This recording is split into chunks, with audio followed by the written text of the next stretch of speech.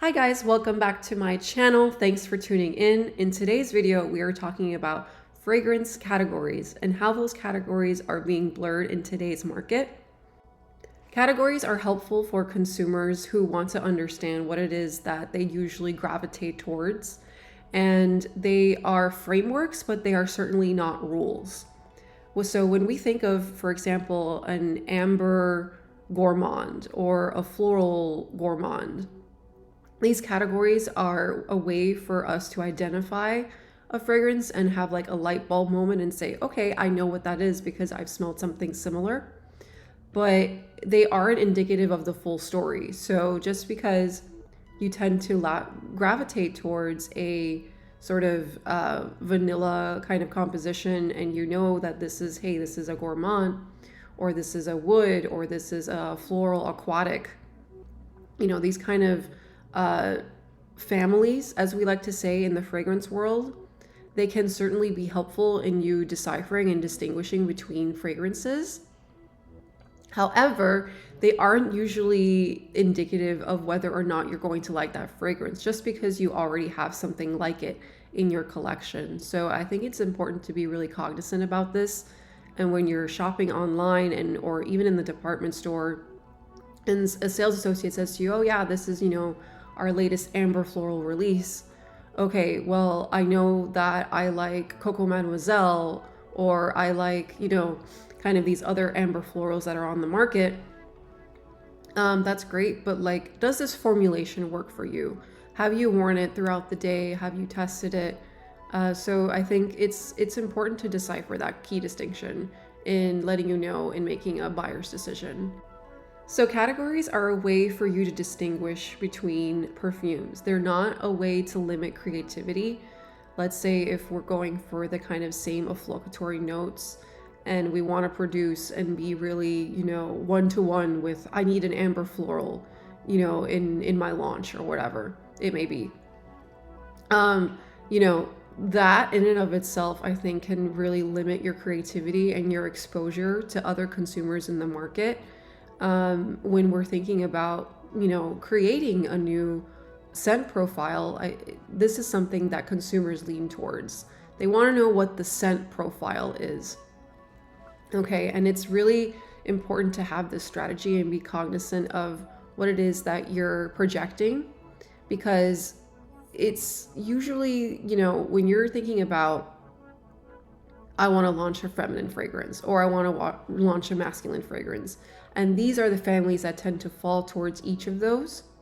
I think that can be initially a great strategy. However, there is key nuances and key distinguished differentiators when it comes to scent profiles that lend a way more nuanced vocabulary.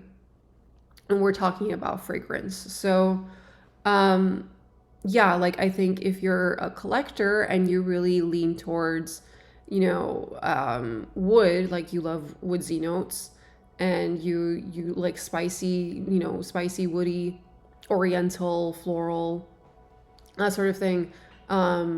Like that's awesome that you know that, and that's great. It's wonderful. I think in today's market, we're more looking for scent profiles, and that's the key distinguisher that I would like to explain here. So because modern perfumery is where it's at today, the blur between categories is really becoming more prominent. I can't tell you like how many products I see right now in the market that have at least 2 or 3 fragrance families within their scent profile.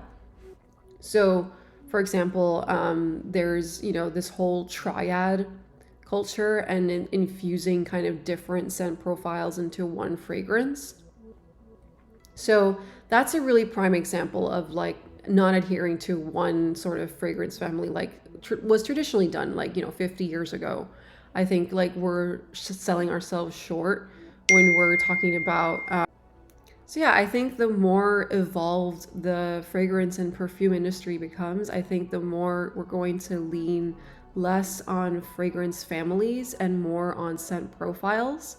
I see this really becoming a big trend and taking over the way that we are talking about perfume and categorizing them. I think with a consumer who is new to perfumery and maybe doesn't know where to start, I think a scent profile that really resonates with you is a great way. Like if you know you like Coco Mademoiselle, well, then you're a floral type person. And keep looking for fragrances that are kind of like that. But I think, again, like it's a label in and of itself, and I don't think it's necessarily indicative of how a fragrance is going to smell on you. And so, again, like just be very cognizant of these labels and know that they are very limiting.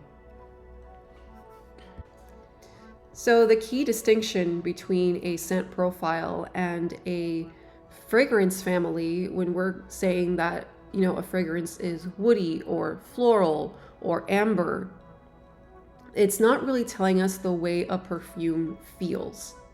Okay, because fragrance is very nuanced, and there's a lot of notes, especially in today's market, when we're talking about like whipped cream, and we're talking about chantilly, and we're, there's a certain molecular component and formulation that goes into being very distinct and being very key with those kinds of scents. So I think when you are looking on the market and you're thinking about like, yeah, I really want, this particular note, this vanilla, this chantilly vanilla in my fragrance, know that there had to be like a ton of like chemistry and like molecular kind of restructuring in order to produce that note. So it doesn't sit flat, and there's a lot of depth to it. So I think, yeah, it's like such an important key distinction. We want to make sure that we're talking about the way a fragrance feels, and scent profiles can do that most closely. I think when we're completely just like labeling a fragrance as, let's say, gourmand, that is like a very like factual thing. And I think it's helpful to kind of frame a fragrance, but it doesn't necessarily tell you like, well, it's gourmand, but does it smell like icing? Does it smell like vanilla caviar? Like what you see what a big distinction that is when we're talking about one fragrance family. It's too much of a generalization. We don't get specific enough to say, oh, like this is a gourmand that is going to release a laconic note, and it's going to smell like whipped cream, or it's going to smell like cocoa butter, So I think it's important, like what it is that you're looking for from a fragrance. So the 5 core fragrance families that we tend to look out for in the fragrance world are floral. So floral can either be very fresh, powdery, creamy, jammy. Roses can be extremely jammy if you let them macerate correctly over time. And they can also be very green. So aldehydes are when fragrances are like in their bud stage. So they're just starting to like peek out of their buds. And so they're extremely high in concentration of their photosynthesis and their photothons. And so when we're looking at these kinds of different levels of florals, they give off a very different feeling, which with each of these scents and associations. The other fragrance family is woody. So woody can be dry, creamy, radiant. It lends a sort of like soft balance. Hinoki wood is, for example, a great kind of example of a wood. It's very kind of clean and balanced. And then there's also kind of woods that are smoky and very resinous. So that is like, sandalwood. Sandalwood is a great example of like a note that has been used in sort of a lot of perfumeries to lend that sort of regal kind of feel. Like sandalwood is basically highly sought after. It's sourced mostly in India, It's actually kind of near extinction because it's just so precious and it smells absolutely glorious. And so, yeah, the next fragrance category is Amber Oriental. And so this is usually very warm, sweet, can be very spicy when it's paired with, peppers and like, spicy kind of notes like that. And balsamic. So this is interesting to me. So balsamic is something that I think a lot of perfumers like they like to say that it's like resinous and like it's totally on point and they're so right about that. Balsamic to me, it comes from Peru of balsam. So it's a very thick kind of consistency and it's a great fixative for a lot of fragrances. And it has a very opulent smell. It's very like it feels very thick and heavy, and it's a great fixative, like I said. And okay, so the next fragrance family, fresh. So fresh is a citrus. This is aquatic, aromatic. It's very clean. So like a clean girl, kind of like when we're thinking of matcha, you can kind of associate that to kind of a citrus smell in a way. It's very balanced. It's very, I would say, like it's not aggressive. It's very pleasant to the nose. I would say when you smell it, it makes you feel calm. It has this kind of calm composure. It sort of like sits at a very muted tone, and it's not loud. It's not intended to be very loud in any ways. And yeah, the last fragrance family, of course, is our gourmands. And so these tend to be very edible, like you smell like a beautiful cupcake, milky, sugary, roasted, so it lends to a very kind of cakey, I would say, feel. If in gourmands can also kind of lend to be the way that they are composed. Usually like you would associate, vanilla notes. Now whipped cream is like Saint Chantilly, like these are like huge now. But I think it's because because it's like luxury and niche, we're looking for more nuanced notes. But gourmand, I think a true gourmand like should smell very much like a closely associated to like a cake and like being edible and like a cupcake. I know that's something that is very popular and a lot of people gravitate towards. And I think it's fun. So the really cool thing about these fragrance families is that we're now finding a lot of hybrid families. So we're infusing two families together, such as fresh musks, woody ambers, and floral gourmands. Like these are the top three. Like Kilian Don't Be Shy is a great example of a floral gourmand. It's that orange blossom with marshmallow that we saw, in early 2020. And yeah, and like I said, like I think this is only going to get stretched even further. I think we're going to see triads of families in the near future, if not very soon. I think, like I said, like there's just so much on the market, and like we are really exploding with creativity, and we want fragrance that has complexity and depth. And I think the way to get that is to be cognizant and see these fragrance families sure as a label, but like also get experimental with it. Like infuse like 2 or 3 fragrance families and you'd be surprised at like a substance that you can create that is really subliminous. Molecular fragrances are also really popular. So things like Glossier You and Noise, I think, is a good one too. Like the, I forget the name of it, but it's like Not a Person scent. Fleur has a few examples as well. So it's like this kind of close to skin. It's like you're wearing perfume, but not really. And people can't really pinpoint what it is because it plays so closely with your own body chemistry. And so it lends that sort of personalized like musk in a way. When you wear it, it doesn't necessarily, it's not loud. It doesn't like, you're not like a coherent to like one brand or like one accord, your skin speaks to it.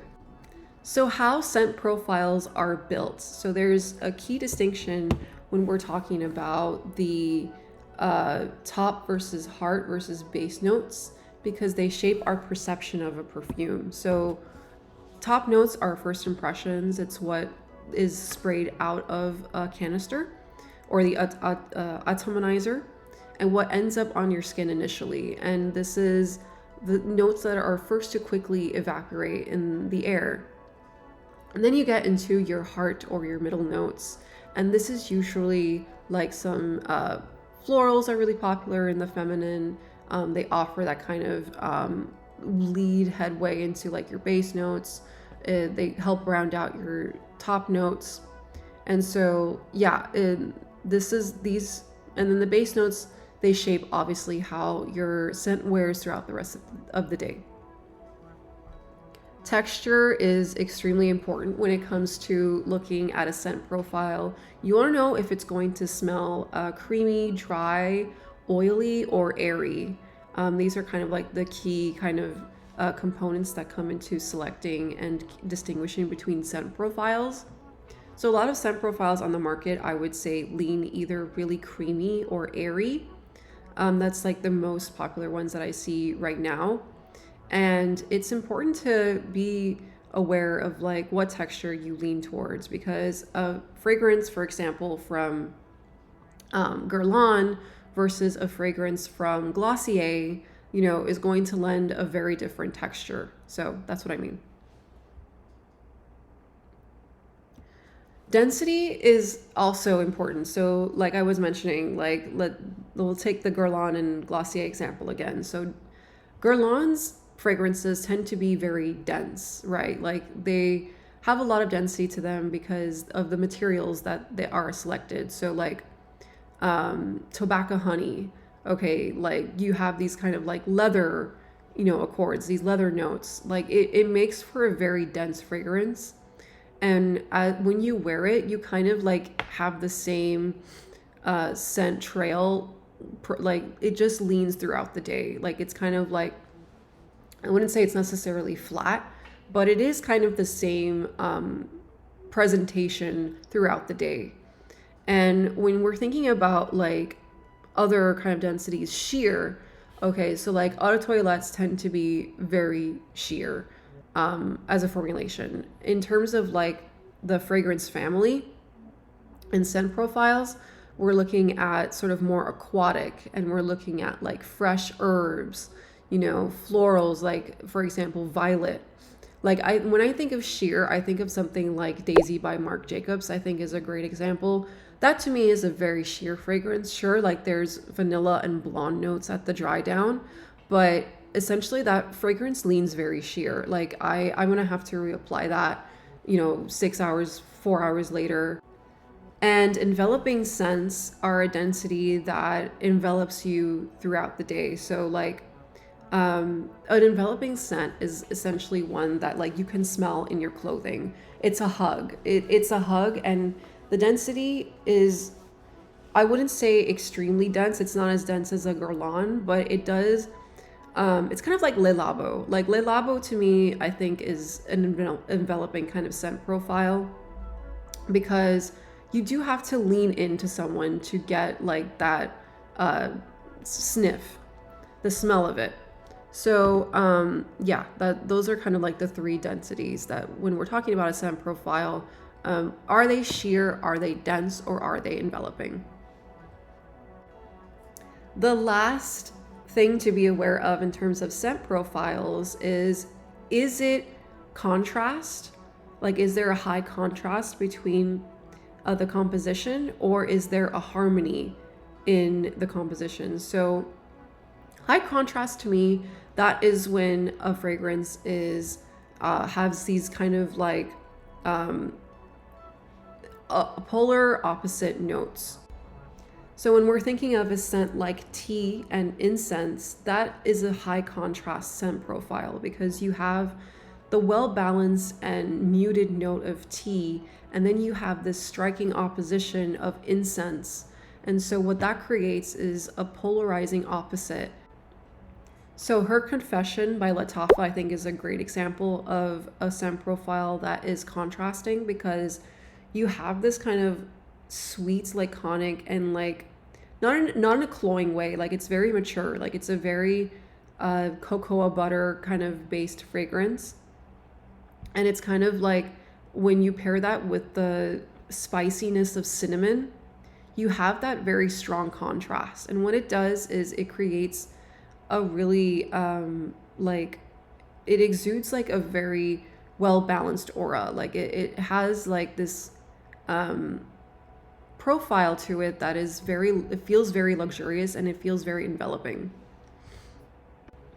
Harmony is when a scent profile lends to a very like cohesive kind of storyline. So like it really stays true throughout the day. Like you know what it is that you're going to get. Like if it's a tea fragrance, it basically is a tea fragrance. You know, it may have like a woody kind of dry down, but it's not going to really lend a huge high contrast like it would with an incense note. And so like, yeah, like harmony is basically finding a well balance in your fragrance and not treading too far from that scent profile. You want to make sure that you're creating a cohesive story is the goal of that fragrance, and ensuring that like you know that what you get is what you get throughout the day, and there's no kind of loud presentation, there's no kind of surprises that are going to get you throughout the day. And it's because of these different scent profiles that we know that no two vanillas smell alike. Vanilla can be done, I mean, just as an example, as a note, vanilla can be done in so many different ways that it's important like to have a key distinction between what a vanilla smells like at this brand versus how a vanilla is interpreted at this brand. You know, so yeah, that's a big reason why you find a lot of fragrances and you're like, wow, you know, I love vanilla absolute, I love vanilla bean, like I love the pods in a vanilla. Okay, but this fragrance is going to interpret vanilla differently and use a vanilla oleoresin or a vanilla orchid. That smells very different because it's a yellow floral. So you wouldn't necessarily categorize something that is a yellow floral as a gourmand. You would classify that as a floral. So yeah, it's a very different game, very different ball game.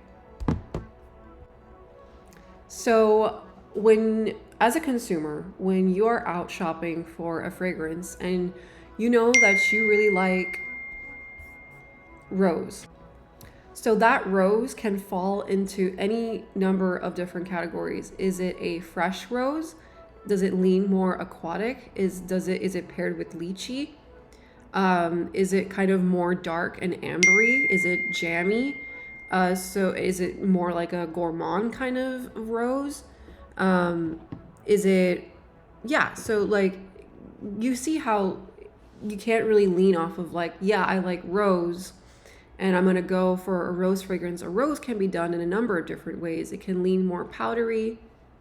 It can lean more like Rose de Mai is very fresh. It can have different species of rose mixed together. Like there's 4 different types. There's Turkish, there's Bulgarian, there's Rose Otto, there's Rose Absolute, like I mentioned. And like it, so you can't necessarily lean your preferences just off of one note and then say, okay, I'm a rose lover, I love all roses. Like it gets very nuanced. Rose is also paired, like really popular rose combination is like with jasmine or with iris. And so like they lend a different quality. What a jasmine sambac is going to do is make a rose very fresh. What an iris rose is going to do is be very powdery, and it leans very dense on the skin. So yeah, it's important to just like be aware of that and not blanket everything in one category. So our very beloved vanilla can also be interpreted very differently. There is woody vanilla, there's edible, there's smoky vanilla. So each of these kind of scent profiles that are lended to vanilla are very distinguishing. And so when we're kind of blanketing and saying like, I hate vanilla, you know, I detest vanilla. Okay, well, what do you really detest about it? Because Vanilla can be interpreted in so many different ways, and there's so many variations. I think a lot of perfumers have gotten very creative with vanilla over the years in particular. And so I think it's important to get comfortable with what it is that you actually not like about vanilla. Is it too cloying? Is it too sweet? Then maybe you're just not like a oriental or like a gourmand girly, and that's okay. You know, like everyone has what the thing that they lean towards, and I think, like I said, like perfume is an exploratory journey, and the more comfortable you are with knowing what it is that you like, you can find notes that really resonate with you and a scent profile that really resonates with you. So musk is also increasingly sought after. Well, not so much I think in this day, but I think a lot of musk has lended more like clean and like laundry like. I think we're seeing less of the animalistic musk like civet and all of that we used to find. I think there's a lot of perfumers out there that still have a fascination for civet, and I think rightfully so. It is a very complex note. Personally, it's not something that I lean towards just because it's against my philosophy and my nature for my brand, but no, I think it does have its merit, and I think it's something you can appreciate. But in terms of like how it's supposed to lend towards in a scent profile, you know, there's different ways to interpret musk, and there's many chemical substances out there right now that are musk like, and they're musky, and they are musk, and but they're sourced differently. They're not, you know, the sweat glands of an animal. What a lot of people don't realize, I think, was back in the day, like things like sweat glands from civet was actually a byproduct in hunting. And that's why it was used in perfumery, because it was so cheaply accessible. We have to think about like the supply and demand model. Like because these substances were so easily accessible, they were cheaply associated, like it's something you could get easily because there was already anyways, you know, hunting and like poultry going on. Like you could easily access civet. And so in today's age, like you don't necessarily have to resort to that. Like you don't need to use these sort of animalistic musks. There's other like sustainably sourced alternatives, like helvetoid, galaxolloid, and like what's the like? There's just so many different musks on the market that I think are way more like user friendly on the nose as well. And so that's what I mean. Like I'm trying to get at like everyone is entitled, and like ambergris, yes, for sure. Like there's ambergris out there. Like don't feel like you have to like something like that in order to feel like it's luxury. Like, oh, because it's ambergris, because it's so expensive, you know, it's from a whale. Like yeah, like it lends that sort of complexity, but I think there's other ways of getting a complex fragrance that are more sustainable, that are friendlier on the environment, and lend for a more interesting fragrance for sure. Okay, so scent profiles are also very helpful when we are differentiating our gender categories. And so gender categories are increasingly becoming out of date for good reason, because we are now marketing a narrative that is based on individualism. So that dichotomy of like adhering to a feminine versus masculine scent profile is out of date, because we are really looking for something that is telling a story, no matter what kind of scent profile you lean towards. Like if it doesn't matter if it's leaning in one direction or not. Like I think what we're really looking for is that chemical, like the composition. Like we're looking for what is the raw materials that are being used, what is sourced. When you're on the market and you're exploring different scent profiles, these 4 notes can really help you in deciphering what's going to work for you. And so I think when you're initially looking for a scent profile that's going to work for you, you want to know what notes you are already gravitating towards. That is extremely helpful. It's not always indicative, like I said, like if you're just looking at the one note in out of all the other notes in a fragrance, like if you're just pinpointing a rose and saying blanking point, like, yeah, I think it's a rose and I think it's going to work for me, like, great. No, like you have to take a step back and look at the bigger picture. So, notes that you're drawn to repeatedly over time, like over the course of, I'd say, at least 5 years, if not 10. Like, I, I'm a big lover of Miss Dior. Miss Dior, the original, the Sherry. Like, the Sherry was a pivotal, like, creativity. There was a popcorn note, there was strawberry. Like, it was a very complex and like well balanced fragrance at the same time. It was playful, it was creative. And so, like, that's what I mean is when you're looking for a fragrance, what are the notes that you are drawn to repeatedly over the course of your life? Like, what is it that you really like? Um, the other note here too is, how do you want the scent to make you feel? Like, what is the essence of which, like, you want to feel throughout the day? Like, do you want to feel confident? Like, are you exuding confidence when you are wearing this fragrance? Or are you kind of exuding a calm element? Like, do you want to come off as calm and cool? And so, like, I think that's important to note too when you're on the market and you're looking for that scent profile that's going to speak to you. The other thing is, how do you want others to perceive you? Because perfume is a lot about perception, whether or not like you're actually wearing it out in the world. Maybe it's something for you to enjoy at home with your loved ones. Like that in and of itself is a different kind of scent profile you may lean towards. But overall, like, how do you want others to perceive you? And how do you want to perceive yourself? Like, that I think is a helpful tool when you are navigating a world of fragrances. What's going to make you feel most you? Like, what is going to make you feel confident in your skin? So yeah, just be cognizant of that. And I think first, excuse me, first and foremost too, like, how does a fragrance behave on your skin? Like, does it sort of develop over time throughout the day? Like, are you getting all of the notes in that fragrance?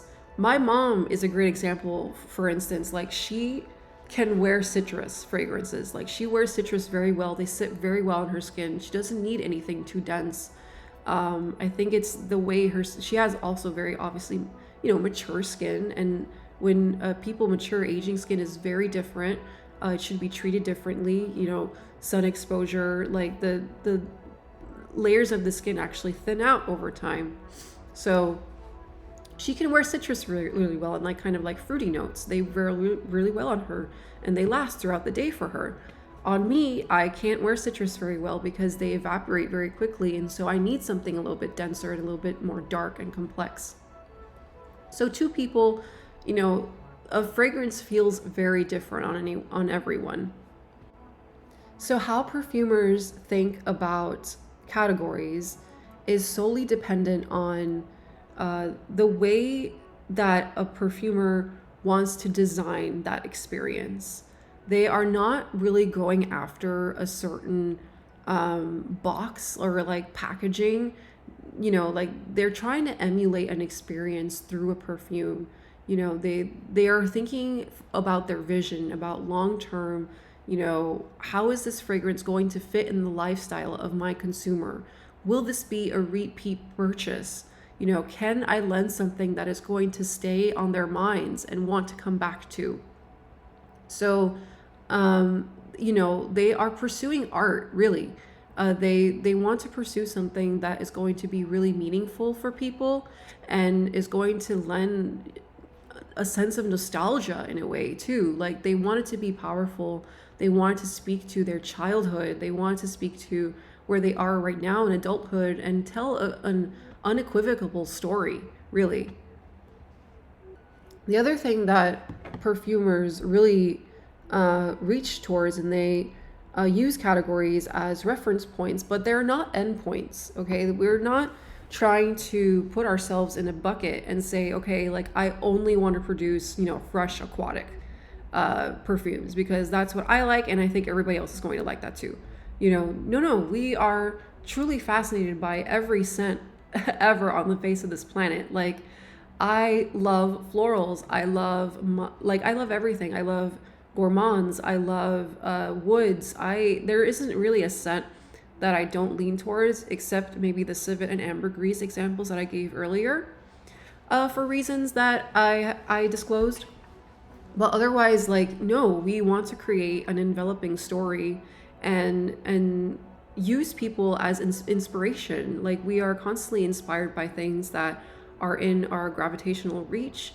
And I'll give an example. Like, my son is a huge inspiration to my life, and I hope to one day create a fragrance that really calls for his name and like his mark in the world. So yeah, I think like that's a lot to think about. I think that's a lot to chew on. As a fragrance, fragrance is my passion. And as a perfumer, I just want to lend that to the world. Like, we are always innovative. Like, we are innovating things with, I'm always jotting down in my notebook, like a new scent that I want to create, a new scent that I think is going to be really revolutionary.